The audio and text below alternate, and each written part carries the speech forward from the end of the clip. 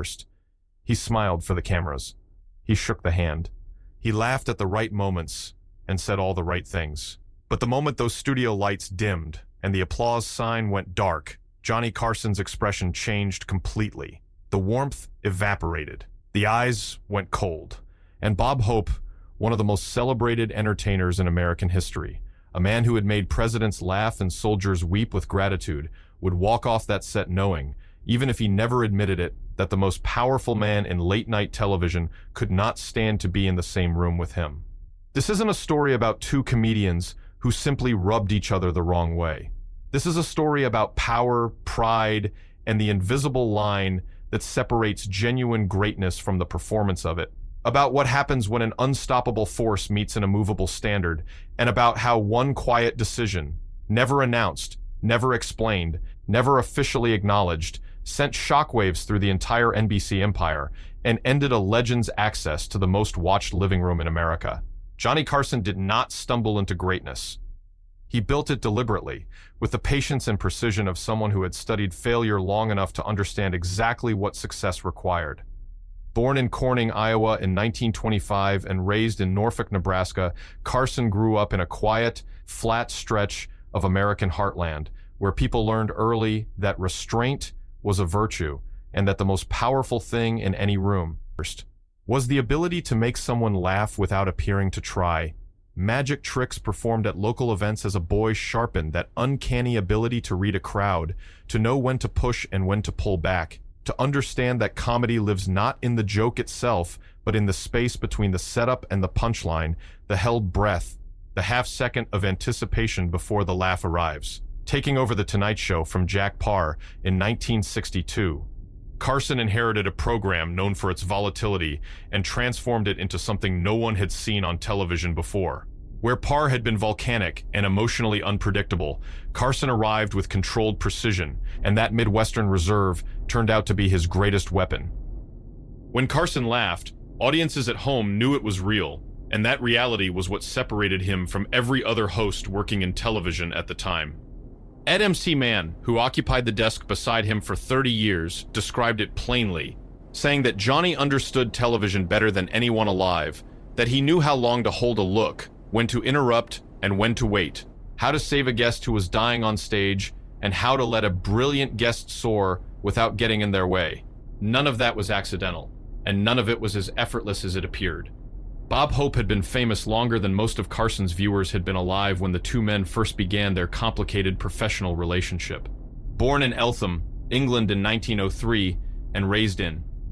Cleveland, Ohio, Hope had fought his way through vaudeville when vaudeville was already dying, conquered radio in the 1930s when radio ruled the world, become a genuine movie star through the road pictures with Bing Crosby, and transitioned to television when most of his contemporaries couldn't figure out how to work a camera. His NBC specials became annual events that tens of millions of Americans planned their evenings around, and his USO tours, which began during World War II and continued through Vietnam and beyond, gave him something no ratings number could manufacture, which was genuine moral authority.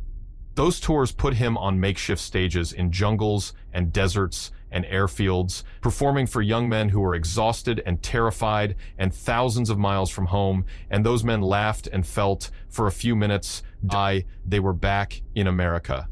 A longtime NBC executive who worked with both men captured the scale of Hope's operation precisely, noting that Bob wasn't just a star, but a corporation with a staff of writers, a production company, business managers, and an entire apparatus dedicated to maintaining his position at the top of the entertainment world, with Hope himself driving everything forward through an ambition that never really switched off. On paper, these two men should have been natural allies, the elder statesman and the worthy successor, united by their shared mastery of the craft and their unparalleled influence on American culture. And that's first.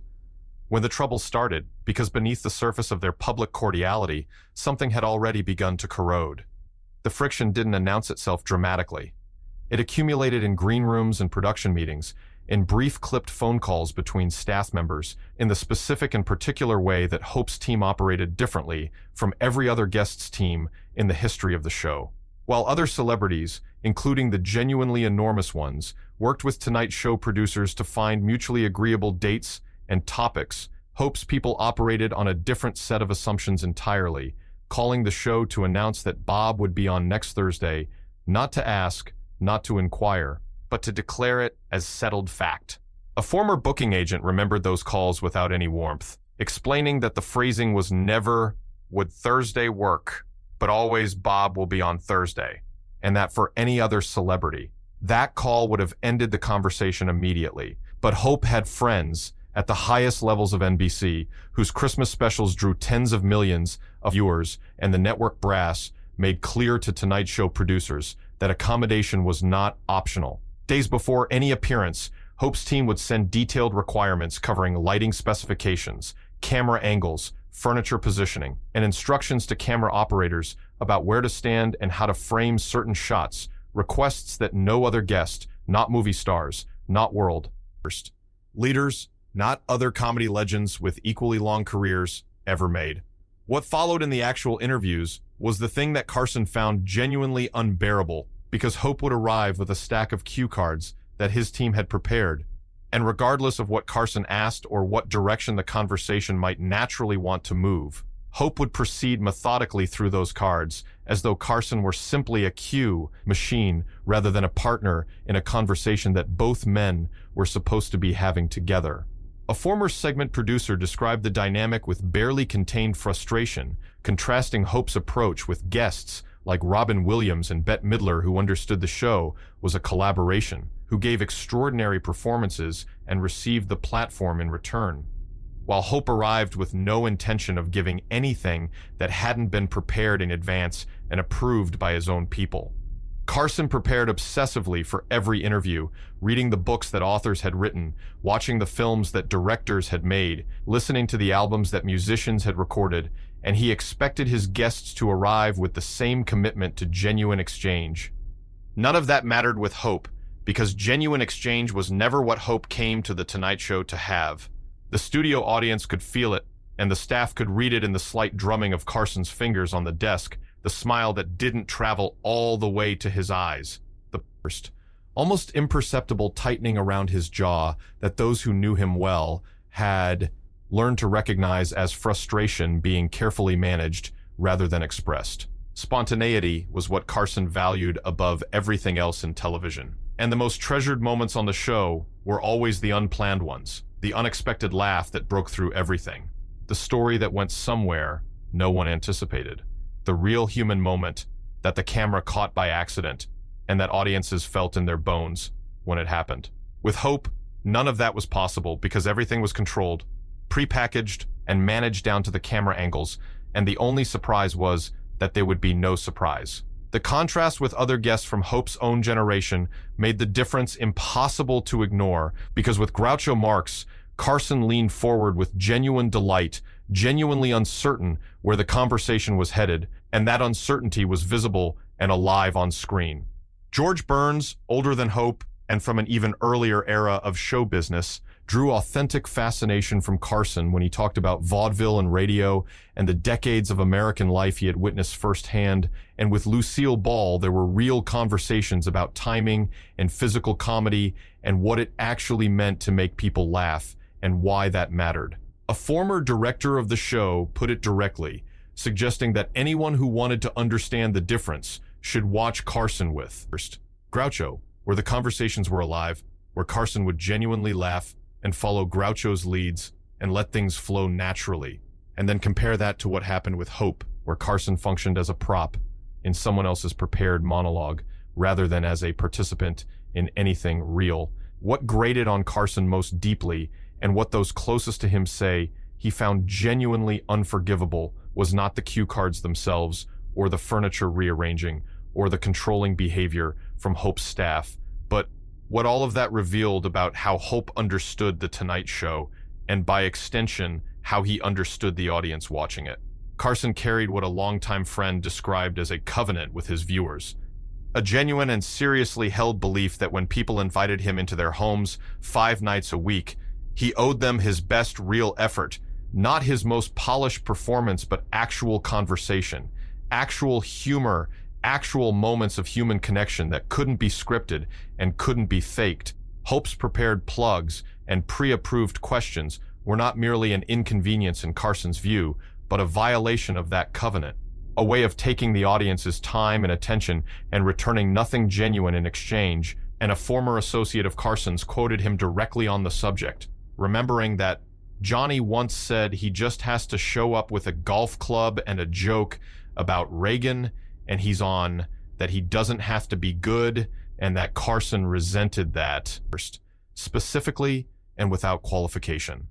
The differences between these two men extended into how they treated the people who worked for them, and those differences revealed something about their characters that the public version of each man carefully concealed. Carson, intensely private and sometimes genuinely difficult, was nonetheless respected by his staff, knew the names of cameramen and stagehands who had been with the show for years, fought for better wages for his writers, and when The Tonight Show moved from New York to Burbank in 1972, made sure that staff members who relocated received real assistance with housing costs. When a writer came up with a joke good enough for the monologue, Carson credited them by name on air in front of millions of people. Hope's relationship with writers operated on entirely different terms, employing hundreds of them across his career to generate a continuous industrial output of material for radio, film, television, and live appearances, paying minimal wages and offering almost no recognition, treating them as interchangeable components in a joke factory rather than as artists contributing to something shared. Mel Brooks wrote for Hope. Neil Simon wrote for Hope. Larry Gelbart, who later created MASH, wrote for Hope. Almost none of them speak about the experience warmly, and almost all of them describe it as a particular kind of education, the kind where you learn exactly what you do not want to become. By the late 1980s, Carson had first accumulated a level of influence within NBC that was genuinely without precedent, his successive contract renewals having given him progressively greater control over every aspect of The Tonight Show, including final approval over guests, and his ratings continued to dominate late night in a way that made him not merely the network's most valuable asset, but essentially irreplaceable. And that's when he made his decision, quietly, without drama, without public statement, communicating to his executive producer that Bob Hope was not to be booked on The Tonight Show anymore, that if Hope's people called, the schedule was full, and that suggestions from network executives about special occasions would be politely but firmly declined. A senior NBC executive from that period confirmed the language used internally, noting that people inside the network referred to Hope as persona non grata on The Tonight Show, that the instruction was unambiguous, and that the network found itself in a situation where one NBC legend had effectively blackballed another. And because Carson's value to NBC so dramatically exceeded Hope's by that point, the network had no real choice but to accept it. The band became visible in specific, unmistakable ways, most pointedly when Carson celebrated his 25th anniversary as host in 1987, and dozens of dozens of the biggest names in American entertainment appeared to pay tribute, while Hope was absent entirely, and when the show did military-themed broadcasts where? First,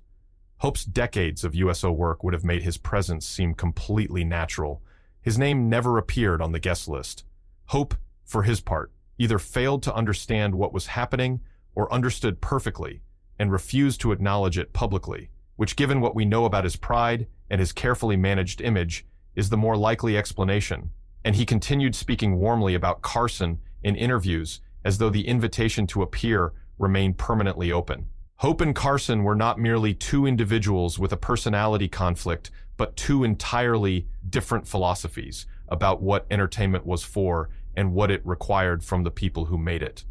Hope had come of age during the Depression and the Second World War, in an era when what audiences needed most from entertainment was reliable reassurance, the certainty that the comedian would deliver exactly the laughs that had been promised, that the performance would proceed as expected, that the experience of watching would be comfortable and familiar and safe.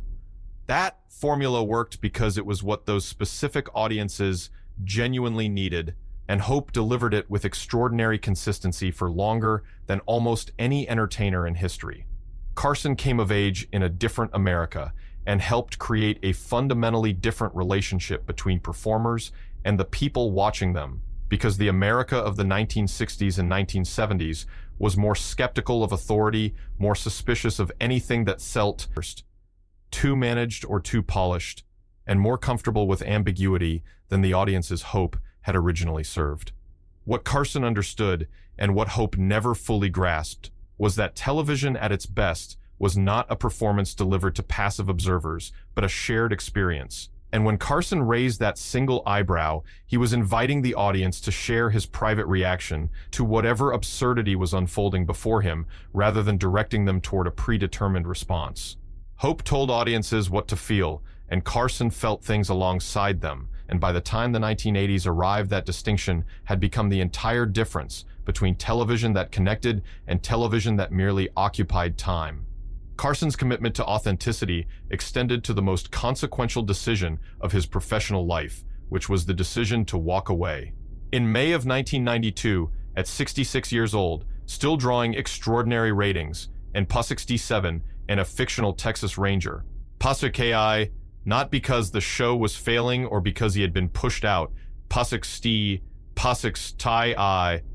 because the show was failing or because he had been pushed out, but because he believed in leaving before the quality of his work declined, before audiences could watch him becoming a diminished version of what he had been. His longtime producer, Fred de Cordova, remembered Carson's philosophy precisely, that Johnny used to say, to always leave them wanting more, and that he had watched too many performers who didn't know when to exit the stage. Hope was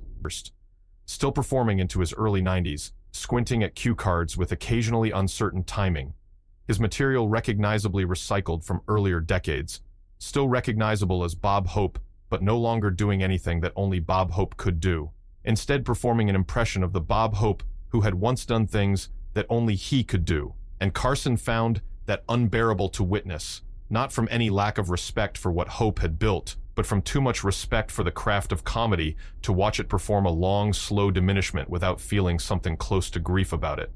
When Hope died in July of 2003, 3 weeks after his 100th birthday, the tributes came in enormous and entirely deserved, with former presidents and military generals and Hollywood legends speaking about what he had meant to American culture during the darkest periods of the 20th century. Carson, living quietly in Malibu, issued a statement that called Hope a friend and an institution, acknowledged his place in the history of American entertainment, and said nothing beyond that. No personal anecdotes. No warm memories drawn from 30 years of shared professional space. A former Tonight Show writer described the statement with the kind of precision that comes from knowing both men well, noting that it was exactly what you would expect from Johnny, professionally respectful and emotionally distant, that he could have shared something real and chose not to, and that the restraint itself was first. A final statement, the last move in a game played across 3 decades with no direct confrontation and no declared winner. The world Carson built has so thoroughly replaced the world Hope represented that we no longer notice the replacement, because the framework Carson established is simply the framework we live inside now. Every talk show host working today operates according to the standard Carson set, where conversations must feel real, where guests are expected to offer something genuine beyond a promotional agenda, where the most powerful television moments are the ones that couldn't have been planned. Hope's cue cards and controlled appearances and pre-approved questions have become not merely outdated, but conceptually foreign to audiences raised on a diet of apparent spontaneity and performed authenticity. Carson's quiet ban of Hope from The Tonight Show was never going to register as a famous moment in television history, because famous moments require public confrontation, and there was none, just a name removed from a guest list, a door that stopped opening, and a silence maintained by 2 men too proud and too disciplined to break it. What that silence contained, though, was a declaration about what television owed its audience, drawn by a man who had spent 30 years building something he genuinely believed in, and who had watched another man treat that thing as a vehicle for his own promotional agenda until he decided that his responsibility to the millions of people watching him every night mattered more than the social and political complications of keeping one very powerful, very famous, very beloved man satisfied. Carson was right about television, and history proved him right so completely that the argument no longer needs to be made, because the world he argued for is simply the world we live in now.